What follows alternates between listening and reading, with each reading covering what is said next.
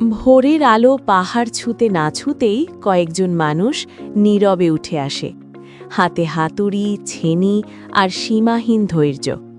পাথরের খাঁড়া ঢালে কাজটা মোটেও সহজ নয়। রোদ, ধুলো আর ভারী পাথরের সঙ্গে প্রতিদিনের লড়াই। তবু তাদের চোখে থাকে এক দৃঢ় বিশ্বাস, আজও তারা পাথরকে নতুন রূপ দেবে, শিল্পে বদলে দেবে নিথর কঠিন শরীরটাকে। শত বছর ধরে পাহাড়ের বুকে পড়ে থাকা পাথরের ফাটল, শক্তি আর ভেতরের ভাষা তারা বুঝে নেয় শুধু হাতের ছোঁয়াতেই। এখানে নেই কোনো আধুনিক মেশিন, নেই ঝাঁ চকচকে যন্ত্র, শুধু হাতুড়ির টক শব্দ আর মানুষের অবাক করা সহনশীলতা।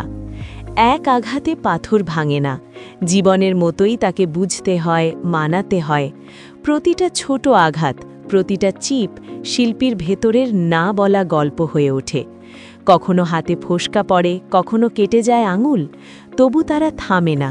কারণ এটা শুধু রোজগারের কাজ নয়, এটা তাদের পরিচয়, তাদের গর্ব।